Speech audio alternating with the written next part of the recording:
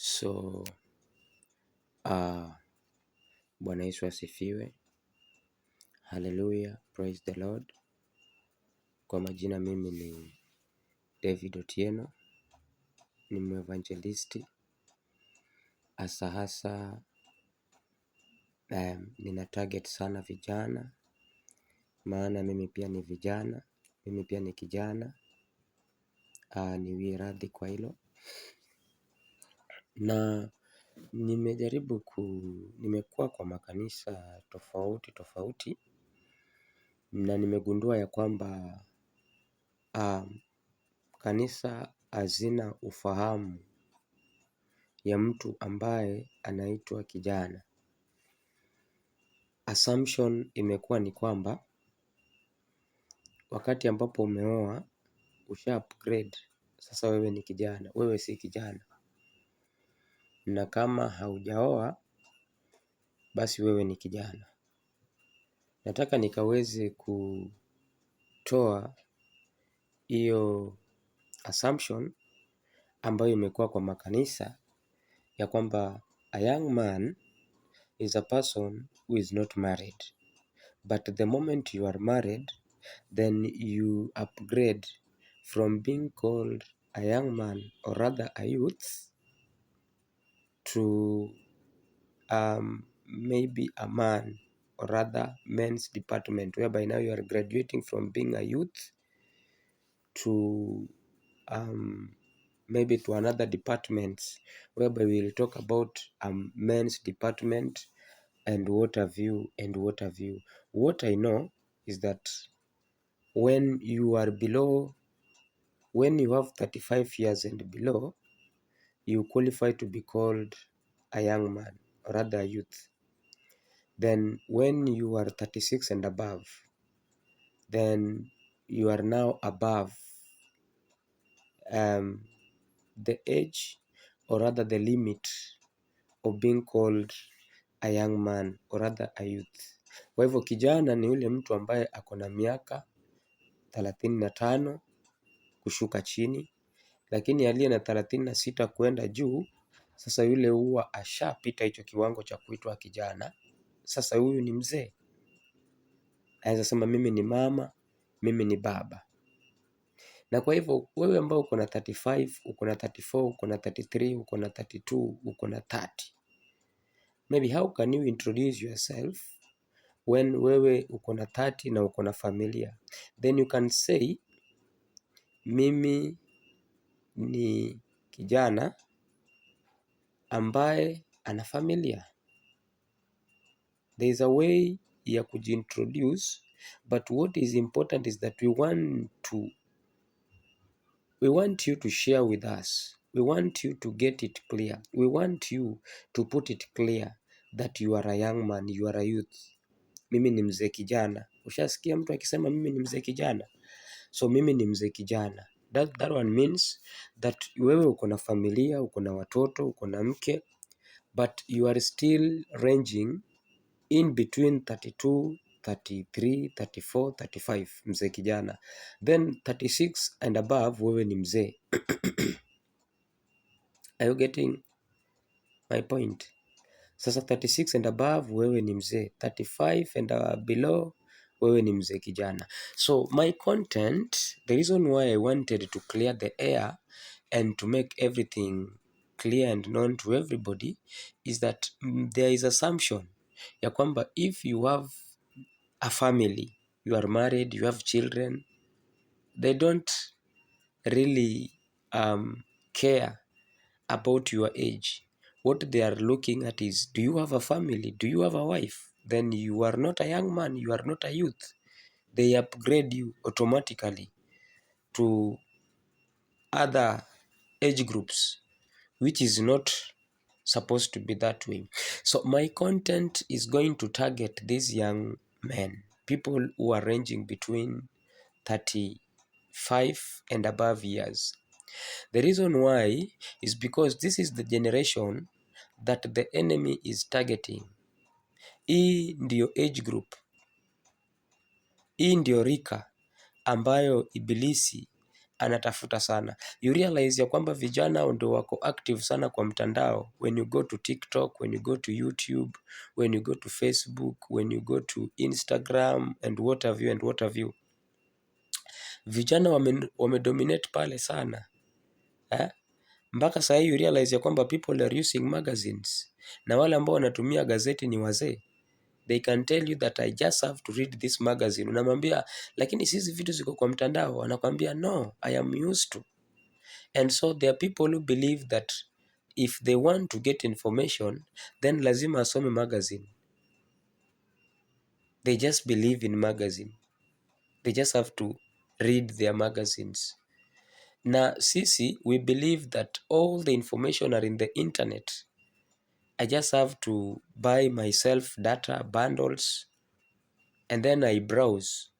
Naweza enda kwa Google, naweza enda kwa naweza enda kwa YouTube, Facebook, naweza enda kwa TikTok, Instagram and what have you. Na pale nitapata information about what the world is saying, how the wind is blowing. And so that is why I want to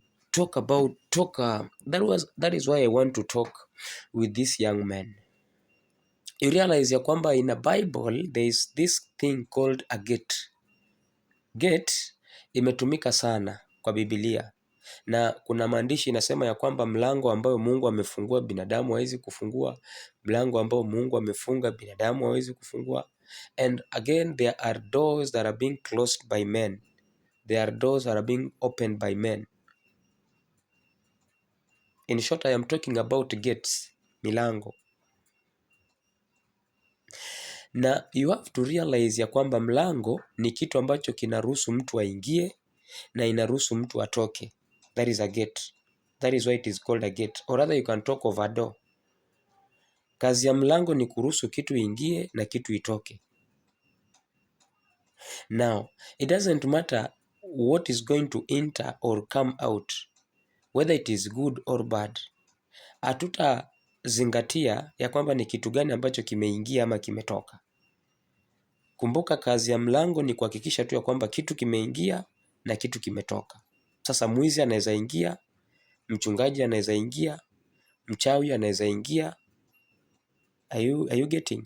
The owner mwenyewe pia anaweza ingia, mtoto wake anaweza ingia, nyoka anaweza ingia. Anything inaweza ingia na kitu chochote kile kinaweza kutoka. Hiyo ndio kazi ya mlango. Why am I talking about mlango? Kwa nini ninaongelea kuhusu mlango? You realize ya kwamba ukisoma kitabu cha Genesis chapter number 1 verses 26, you will realize that man was given dominion. Binadamu alipewa mamlaka. Baada ya kila kitu kuumbwa, binadamu aliumbwa na akapewa mamlaka. Akaambiwa sasa wewe utatawala samaki zenye ziko baharini, utatawala nchi kavu, utatawala juu ya anga. You will dominate everything. And so we were given dominion over God's creature. Now, what happened ni kwamba shetani alipokuja kaingilia kati pale the story la Eden. I want to believe that all of you know that story. Mungu alisema ya kwamba kuleni matunda yote, lakini ile ambayo iko katikati ya miti msikule. Then nyoka akaja akawa anamuuliza mwanamke, Mungu alisemaje? Mwanamke akamuelezea, akasema hapana, it's just because hataki mfanane na yeye. Na akamshawishi na akampatia ile tunda akala. Na kwa sababu baada ya kukula, Biblia inasema ya kwamba na akampatia pia mume wake ambaye alikuwa ni Adam, pia akala. Then Mungu akatokea. Mungu alivyotokea, manake Mungu alikuwa anajua kenye kimefanyika. These people were hiding. Waliposikia sauti ya Mungu wakawa wamejificha. Wakawa uliza, mumefanya nini? What have you done? Wakawa nasema ya kwamba, kwanza waliulizwa mko wapi? Where are you? Where are you? Akasema ya kwamba tuko uchi. mmejuaje kwamba mko uchi? Wakaulizwa, je, mlikula tunda ambalo mliwakataza msile? Na pale pale unakuta ya kwamba Mungu akishuka, the first person mwenye alimuapproach ilikuwa ni Adam. He didn't approach Hawa. He approached Adam. Why? Because it is Adam who was given mandate. It was Adam who was given responsibility. It was Adam who had power in the Garden of Eden. Na kwa hivyo huyu mwenye alikuwa amepewa mamlaka, amepewa nguvu, amepewa cheo ya kudhibiti na kumiliki desturi la Eden, ndio aliulizwa kitu cha kwanza. Licha kwamba aliyekula tunda wa kwanza na akamshawishi ilikuwa ni Hawa. Aliyefanya makosa ilikuwa ni Hawa. Lakini Mungu akishuka, the first person to be summoned, mtu wa kwanza ambaye aliulizwa akiwa anaongeleshwa ilikuwa ni Adam. Why? Because he was the one who was given responsibility. I don't know whether you are getting me. It's my prayer that we are together. And so Mungu anamuuliza Adam, what have you done? Unajua kwa nyumba, kama kuna baba, kuna mama na kuna mtoto, baba anakuanga ndio anamiliki ile nyumba. And so when something is wrong, the first person to be questioned or to be summoned anakuanga ni baba. And for instance, baba hayuko, ameenda kazini, then the first person anakuanga summon ni mama. Mtoto hawezi kuwa summon na mama yuko. Mama ataitwa kando aulizwe 1 2 3 why. Na kama mama pia hayuko, then mtoto ataitwa, ataambiwa babako akija ama mamako akija mwambie hivi na hivi na hivi. So huwa wanakuwa summon kulingana na vile ambavyo responsibility ina flow. I am trying to explain to you how we lose power to the Satan. Ni vipi ambavyo tulipoteza mamlaka mpaka saa hii aliye na mamlaka ni shetani. Si binadamu tena, lakini tulipewa mamlaka, desturi la Eden ya viumbe vyote vya Mungu. Lakini how did we lose that power? How did we lose that responsibility? How did we lose that dominion?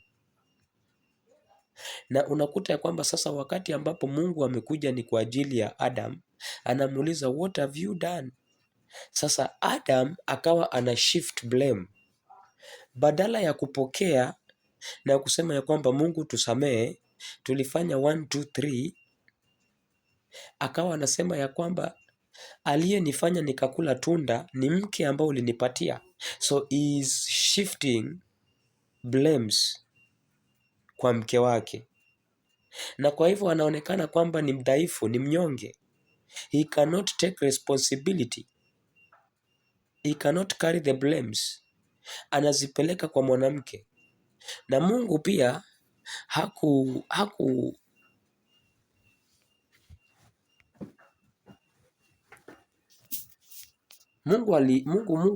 Mungu alivyoona ya kwamba licha ya kwamba nilimpatia responsibility na anazishift kwa mwanamke, Mungu akaenda kwa mwanamke akamuuliza pia mwanamke, what have you done? Mwanamke alipaswa kusema ya kwamba tulikula tunda kinyume na masharti yako, tunaomba ukatusamee. Unajua hawa watu hawakuwahi kutenda dhambi awali. Kwa hivyo hawakuwa wanajua ya kwamba Mungu wetu ni Mungu wa msamaha. They didn't know that because they had never done a sin before. This is the first time that they are doing a sin. And therefore they don't have a revelation, they don't have awareness that our God is a God that forgives. Na kwa hivyo badala ya kuomba msamaha, mwanamke pia anasema ya kwamba ni nyoka ndiyo aliyenishawishi nikakula tunda. And you realize ya kwamba responsibility ikakuwa shifted kwa nyoka. Nyoka hakulalamika. Nyoka hakusema ya kwamba ni mtu fulani, yeye alinyamaza. And that is where alichukua dominion. Akaonekana kwamba okay, so kwa hivyo inamaanisha kwamba huyu nyoka anaweza kushawishi mwanamke na akashawishi mpaka mume wake. then sasa yeye ndiye atamiliki estuni la Eden.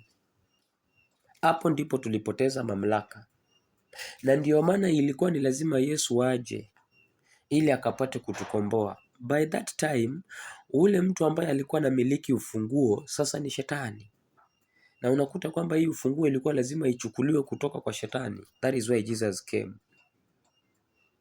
I am talking about gates. Remember, I started talking about a gate. And I am trying to say that God gave us dominion. Another thing I want to say, kwa sababu najaribu kutengeneza misingi so that wakati ambapo nitakuwa ninafundisha tutakuwa tunaelewana. Ukisoma kitabu cha Ezekiel chapter number 28 verses 14, Biblia inasema ya kwamba Shetani awali alikuwa anaitwa Lucifer. Lucifer alikuwa ni mwimbaji mzuri, na alikuwa ni mtu ambaye alikuwa ni mtu ambaye mtu ama ni malaika, alikuwa anakaa karibu na Mungu. Lakini sasa alivyoona kwamba ako na kipaji, anaweza kuimba, is very talented, kiburi kikamuingia. Na kiburi kilipomuingia, akaona sasa yeye alikuwa anataka kubadilisha serikali ya Mungu. Alikuwa anataka sasa yeye ndiye aabudiwe, kwa sababu he was very talented. He was a good musician, a very good musician. Na hapo ndio ibilisi, huko ndio penye nyimbo zimetoka. Entertainment. Na kwa sababu aliona ya kwamba is very talented, is very wise, is very beautiful. The Bible says that you are very good when you are created. Just read the book of Ezekiel chapter number 28 verses 14. The Lucifer is being described. Alikuwa haitwi Shetani kitambo, alikuwa anaitwa Lucifer. Sasa Lucifer anataka kurebel. Lucifer anataka sasa yeye ndiye abudiwe. Then Mungu akaona ya kwamba huyu, because Mungu ana wivu. One of the attributes, sifa zenye Mungu ako nazo ni Mungu wa wivu. Akiwa naona ya kwamba sasa mtu anataka kuchukua nafasi yake, then he will do anything to regain his position. Alivyoona ya kwamba sasa Lucifer anataka abudiwe because of the talents zenye alikuwa nazo, akaona the best punishment ya kumpatia ni kumrusha duniani. Na Biblia inasema ya kwamba baada ya kurushwa duniani, alienda akawashawishi malaika. The Bible says 1/3 of the angels wa malaika wakashuka naye chini. Kwa hivyo Mungu ako na 2/3 ya angels. Shetani ako na 1/3 ya angel. Kwa hivyo si kila malaika ametoka kwa Mungu. Kuna malaika wenye wanatoka kwa Shetani. Na akawashawishi wale malaika na akashuka nao huku duniani. Now, the law of earth is that you cannot survive on earth. You cannot survive on earth if you don't have a body. Remember, man is tripartite. Nikisema man is tripartite, inamaanisha kwamba binadamu huwa ako katika sehemu 3: body, soul and spirit. Body, soul and spirit. So man is tripartite. Now the law of the earth demands that for you to survive on earth, you must have a body. Na unajua kwamba Shetani, he doesn't have a body, hana mwili. Now he cannot survive on earth because they don't have a body. They are spirit. Shetani ni spirit. It's just a spirit. That is why you cannot see a Satan with the naked eye. Lazima atafute kitu aingie ndio tamuona. Atatafuta nyoka aingie, atatafuta kama ni paka aingie. Ndio maana unasema ya kwamba paka jini, utasema ni jini. Si paka wote ni jini, ni paka mwenye ameingiwa na spirit ya Shetani ndio ni jini. Si nyoka wote ni wabaya. That is why a green snake will not hurt you. Most of green snakes are not dangerous. Lakini sasa nyoka ambaye ameingiwa na spirit ya Shetani, sasa ataanza kumanifest kama Shetani. And therefore they must find a body. A body can be me, a body can be you, a body can be a snake, a body can be cat, a body can be anything that has a body. I hope we are together. Now, this is the thing. Shetani kama anataka, kwa sababu tumesema ya kwamba hawezi kusurvive duniani mpaka atafute mwili, na baadhi ya hizo mwili zote zenye nimetaja, hakuna mwili ambayo shetani anapenda kama mwili wa binadamu. Anapenda sana mwili wa binadamu. Why? Because we were given dominion in Genesis chapter number 1 verses 26. Baada ya kuumbwa na kuumbwa kwa mfano wa Mungu, na shetani alikuwa anataka ya kwamba yeye ndiye awe yako karibu na Mungu, na Mungu akamlaani akamtupa duniani. Sasa ako na wivu na binadamu. Sasa inakwanga ni vita kati ya shetani na binadamu. Why did you take my position? Satan is asking why. Na kwa hiyo unakuta ya kwamba akiingia kwa mwili wa binadamu atakutorment. So you realize ya kwamba uko na magonjwa hayaishi. You realize ya kwamba ukienda kazini ni manuksi. So that is a sign ya kwamba wewe shetani ama hizi pepo ama hiyo spirit imekuingia. Ukienda hospitalini unaambiwa kwamba tuoni ugonjwa, lakini we ni mgonjwa. So things are happening to you, you cannot explain. You are possessed. Na kwa hivyo among the bodies zenye shetani anaweza kuingilia, anapenda sana binadamu. Now, this is the thing. Shetani hawezi kuingia kwa mwili wako kama haujamruhusu. That is another secret that you are supposed to know. Lazima umruhusu. Now, how do you allow the Satan to get inside you? That is why I started by saying there are gates. Kuna vitu zinaitwa milango. Gates.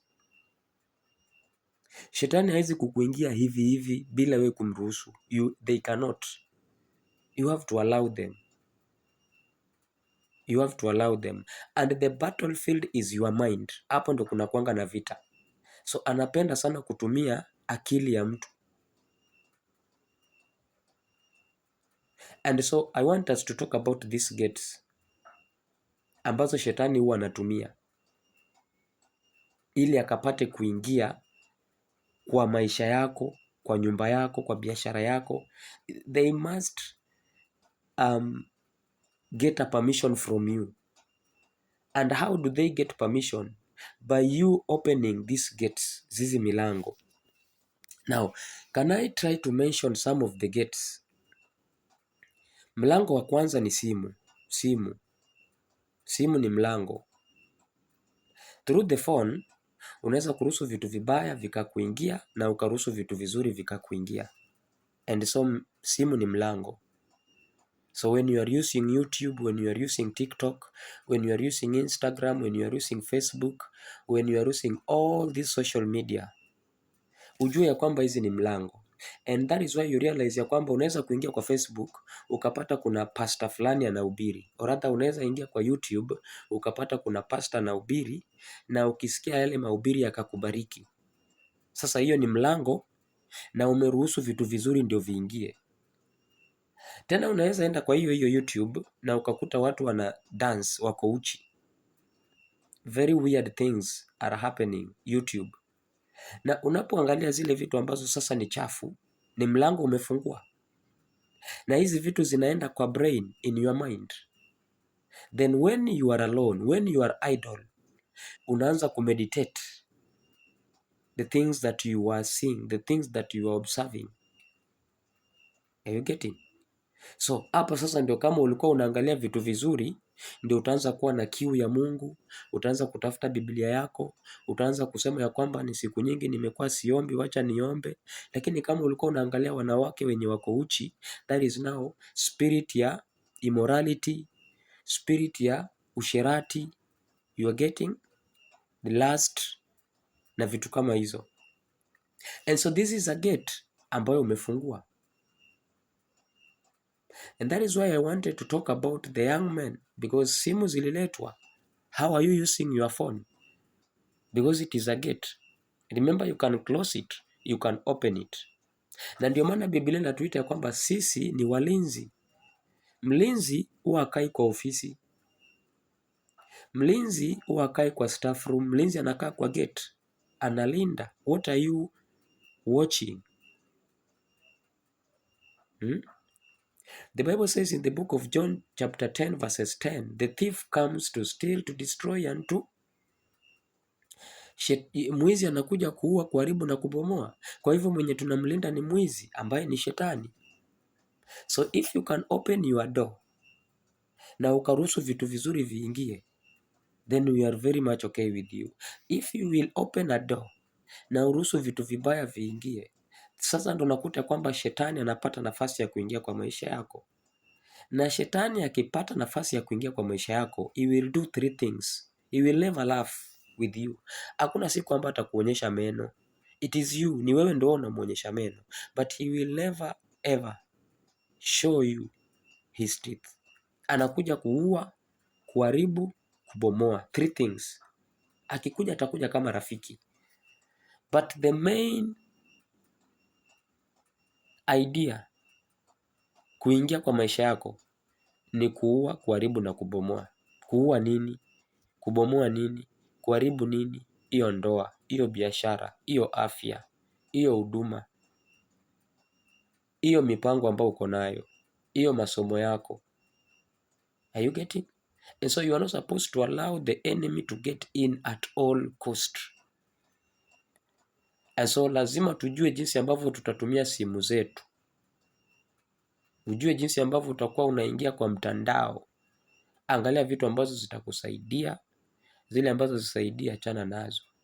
Wakati ambapo umeanza kujihusisha na vitu ambazo hazisaidii, kumbuka ya kwamba umefungua mlango.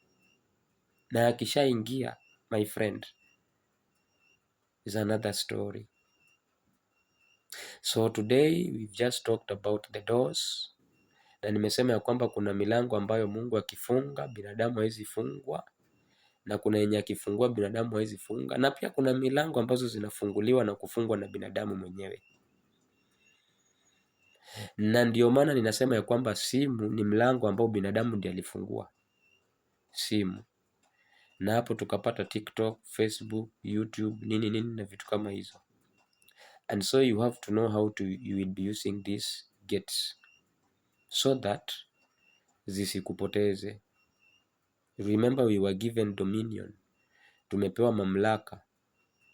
Na kwa hivyo usikubali shetani akutawale, maana tumepewa mamlaka. Licha ya kwamba tulipoteza mamlaka baada ya kukula tunda pale destuni la Eden. Biblia inasema ya kwamba baada ya Yesu kufa pale msalabani, I don't know whether you are aware, alisema imekwisha. Nini ilikwisha? Utawala wa shetani umekwisha. Na Biblia inasema ya kwamba alipokufa akaenda kule, he went to hell and he preached, na akampokonya shetani ufunguo. Na sasa yeye ndiye ako na ufunguo. John 3:16, for God so loved the world that he gave his only begotten son, that whoever believe, you just have to believe, and then you will never perish but have everlasting life. The only thing you have to do is to believe. Ufunguo ni Yesu ako nayo. Sasa wakati ambapo you partner with Jesus, atakupatia ufunguo. And so we still are on top of Satan. Lakini kuna milango ambazo anatumia kuingia kwa maisha yetu. Na hizi milango ni sisi tunaruhusu. My prayer is that you are going to close your door. My prayer is that you are going to be very, very watchful so that the enemy may not at all cost get away and get through your life. Mbarikiwe sana. Kwa majina ni David Otieno. Mimi ni mwevangelisti na nawakaribisha kanisani. Sana sana ninaongea na wewe ambaye pengine uko South Africa, uko Dubai, uko China, uko wapi, ambao uko na uwezo wa kuaccess mtandao.